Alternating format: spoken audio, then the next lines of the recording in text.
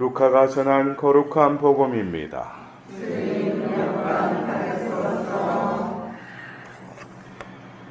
예수님의 부모는 해마다 파스카 축제 때면 예루살렘으로 가곤 하였다. 예수님이 12살 되던 해에도 이 축제 관습에 따라 그리로 올라갔다. 그리고 축제 기간이 끝나고 돌아갈 때 소년 예수님은 예루살렘에 그대로 남았다. 그의 부모는 그것도 모르고 일행 가운데 있으려니 여기며 하룻길을 갔다. 그런 다음에야 친척들과 친지들 사이에서 찾아보았지만 찾아내지 못하였다. 그래서 예루살렘으로 돌아가 그를 찾아다녔다. 사흘 뒤에야 성전에서 그를 찾아냈는데 그는 율법 교사들 가운데에 앉아 그들의 말을 듣기도 하고 그들에게 묻기도 하고 있었다. 그의 말을 듣는 이들은 모두 그의 슬기로운 답변에 경탄하였다. 예수님의 부모는 그를 보고 무척 놀랐다. 예수님의 어머니가 얘야 우리에게 왜 이렇게 하였느냐? 내 아버지와 내가 너를 애타게 찾았단다 하자 그가 부모에게 말하였다. 왜 저를 찾으셨습니까? 저는 제 아버지의 집에 있어야 하는 줄을 모르셨습니까? 그러나 그들은 예수님이 한 말을 알아듣지 못하였다. 예수님은 부모와 함께 나자렛으로 내려가 그들에게 순종하며 지냈다. 그의 어머니는 이 모든 일을 마음속에 간직하였다. 예수님은 지혜와 키가 자랐고 하느님과 사람들의 총애도 더하여 갔다. 주님의 말씀입니다. 그리스도님 찬미합니다.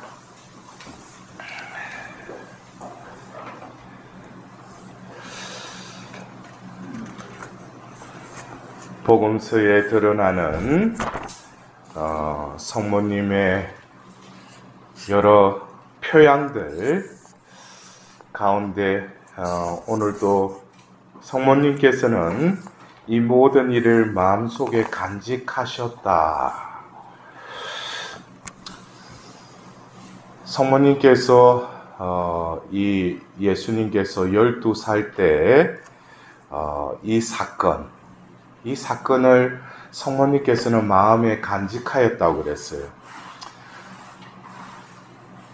왜냐하면은 말씀이 이루어지기를 바랍니다 라면서 그 응답들이자 성령이 임하시고 바로 생각지도 못하는 인간으로서는 상상할 수 없는 그 신비가 자신의 그 태안에서 이루어진 것이죠.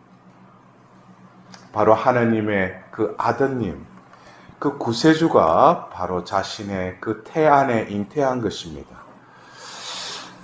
성모님의 이 간직한다는 이 의미는 어떤 그것을 되새기고 또 이것이 무슨 뜻일까? 이 상황이 어떤 의미로 자신에게 다가올까라고 또 묵상하기도 하지만 이 모든 것이 뭡니까? 예수님은 말씀이시죠. 그 말씀이 또 이 세상에 나오셔서 어릴 때부터 젖을 물리고 또 그런 말을 시작하고 또 나자렛에서 그 요셉과 그 나자렛 성가정에서 일어나고 있는 모든 일들을 우리는 그 성모님은 그런 관점에서 말씀이 어떻게 이루어질 것인가 이러한 것을 늘 또 관망하고 관상했을 것입니다. 오늘 우리가 들었던 이 예수님, 이 소년 예수님의 12살 때 있었던 이 사건은 유일하게 이 복음서에 예수님이 탄생할 때 공간복음의 여러 어떤 말씀들이 나오지 않습니까? 그리고 바로 예수님의 그 세례 사건으로 이렇게 이어지는데 그 중간에 바로 소년 예수님의 이 사건은 루카복음서에만 나와 있죠. 근데 여러분들도 오늘 이 복음을 들으면서 이 배경이 어떤 때라고 했어요? 바로 파스카 축제 때라고 그랬어요. 그래서 유대인이라면 이 축제 때 예루살렘을 방문하고 거기서 일어나는 여러 가지 행사에 참여를 합니다. 12살. 예수님께서는 이 12살 때 성전에서 남아서 그 율법 학자들과 율법 교사들과 그 논쟁을 벌이는, 여러분들 이 장면을 보면서 어떤 장면이 또 이렇게 와닿습니까? 예수님이 우리가 나이를 추정할 수 있는 것이 요한복음을 이렇게 보면은 예수님이 공생애가 3년이었다라는 것이 바로 예수님께서 파스카 축제일에 올라간 그 숫자를 보면은 첫 번째 예수님께서 세례를 받으시고 이제 공생애를 시작하시면서 그 파스카 축제일에 가셨죠. 거기서 예수님께서 성전 생활을 하시죠.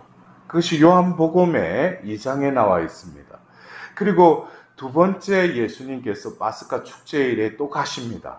그때 가서는 38년 된 그 병자를 낫게 하시는 그 치유를 일으키시죠. 그리고 세 번째 파스카 축제일에는 예수님께서 티베리아 호숫가에서 오병이어의 기적을 일으키시고 나서 파스카 축제일에 내려가시지 않죠.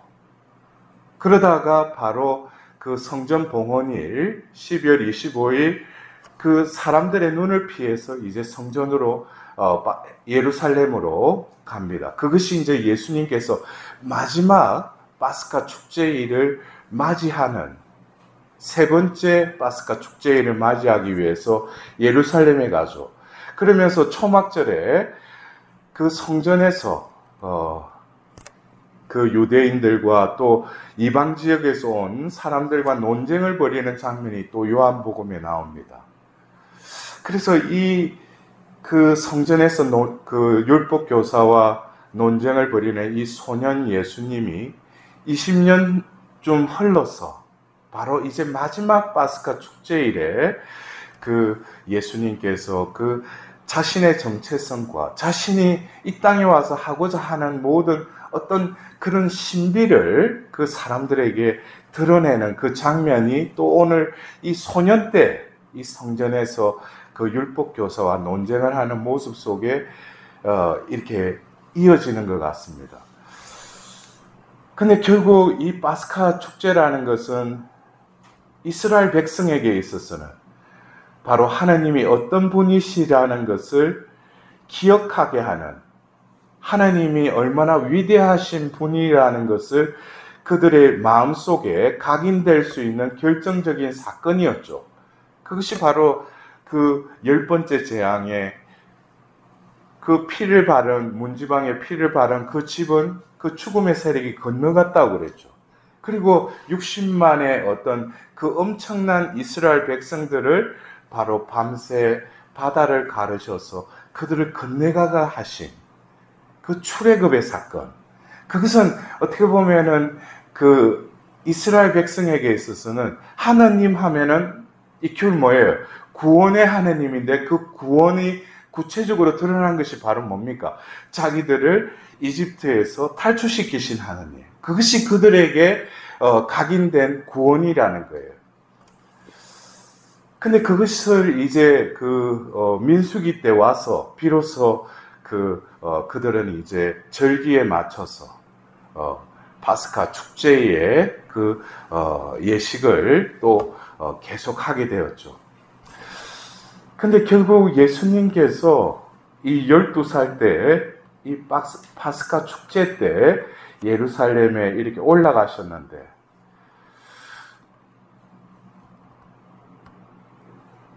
정확하게 말하면 12살이면 예수님이 우리가 보통 33살에 돌아가셨다고 그러잖아요. 그러면은 21년 후에 예수님께서는 바로 그 파스카 축제일에 가면은 많은 짐승을 모여요.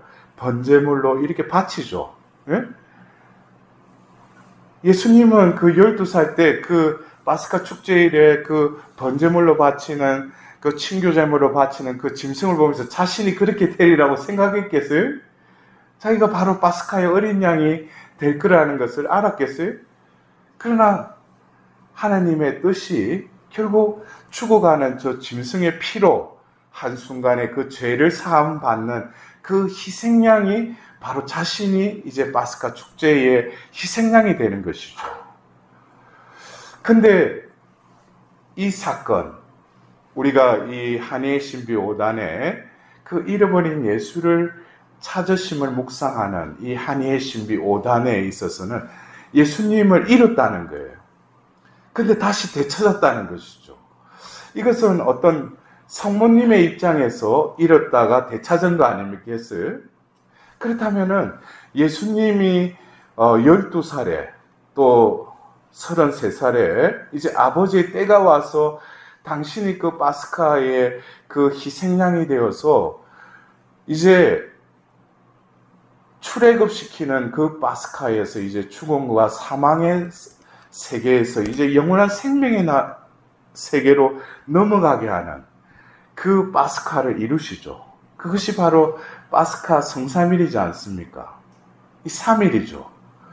그래서 우리가 오늘 이 루카복음에 나오는 이 잃었던 예수님을 찾으시는 그 성모님의 모습을 바라보면서 어쩌면 예수님과 함께 그 파스카 축제를 하러 갔다가 또 끝내고 다시 돌아가는데 하루를 가다가 보니까 예수님이 없었다는 거예요. 그래서 다시 되돌아가서 이틀 후에, 그래서 총 3일에 그 예수님 못 봤지 않습니까? 근데 3일 만에 또 예수님을 만났지 않습니까? 이것은 어쩌면 예수님에게 있어서도 예정된 사건이었지만 성모님에게 있어서도 바로 성금요일 날 그 십자가 아래에서 그 예수님의 그 죽음을 온전히 함께 하였을 뿐만 아니라 무덤에 묻히시고 나서 사흘 후에 예수님을 다시 만나는 것이죠. 그래서 이 한해의 신비 5단을 우리가 묵상하면서 저는 문득 오늘 바로 그 고통의 신비에서 영광의 신비 1단으로 넘어가는 그 과정이 바로 이 12살 때 이 소년 예수의 그 잃어버림과 다시 찾으시는 그 성모님을 바라보면서 다시금 그 묵주의 신비에 그 고통의 신비 5단에서 영광의 신비 1단으로 넘어가는 그 3일을 묵상하게 되었습니다. 어쩌면 우리가 성모님을 공경하고 또 성모님께 봉헌된 삶을 살아가는 것은 어쩌면 성모님이 원하시는 뜻, 성모님께서는 이 잃어버렸던 예수님을 찾으셔서 기뻐하시면서도 이 모든 것이 결국 마음에 간직하셨다는 거예요. 근데 그것이 결국 어떻게 하나님의 뜻이 이루어졌죠. 바로 때가 되어서 예수님이 파스카 그 희생양이 되어서 죽었지만 사람들은 다 도망가 버리고 성모님은 홀로 그 십자가 아래 예수님의 죽음에 온전히 일치했다는 거예요. 그 내린 시신을 끌어안고 허느꼈지만 그러나 이 모든 것도 하나님 뜻이 이루어지리라는 그 피앗의 마음으로 그 더 숭고한 고통의 신비로 들어가신 것이죠. 결국 무덤에 묻히고 사흘 만에 아들 예수님의 그 부활을 통해서 하나님의 뜻이 이루어졌음을 가장 먼저 아마 예수님께서, 그래서 그 곱비사제의 그 메시지를 보면은 성경에 왜 그 성모님께 발현 그 부활하셔서 나타나신 그것은 왜 적지 않았느냐고. 그거는 성모님이 볼 때는 우리 아들 예수님이 부활하셔서 나타난 것은 당연한 거라는 거예요. 그것을 굳이 성경에 적을 필요가 없다는 것이죠. 그래서 어떻게 보면은 이 3일이라는 잃어버리고 또 다시 되찾는 이 성모님과 예수님의 이 파스카의 그 신비, 하나님께서 이 온 인류를 이 죽음의 세력에서, 죄의 세력에서 다시금 건너가게 하는 거기에 뭡니까? 성모님도 함께 하셨다는 것이죠. 그래서 우리가 성모님의 신심을 가지고 성모님의 봉헌된 삶을 사는 우리들에게 있어서는 현세적인 것, 내 취향을 이루어달라고 성모님께 정구를 청하기보다는 성모님께서 바로 그 파스카의 그 신비를 예수님과 함께 건너가셨듯이 우리들도 진정으로 성모님의 손을 잡고 이 험난한 이 세상 속에서, 이 죄의 타락 속에서 우리들도 뭡니까? 영원한 생명의 나라를 바라보면서 이 악과의 전장에서, 이 부조리한 이 세상 속에서 성모님의 그 군대로서, 성모님의 용사로서의 삶을 살아가야 되지 않겠어요?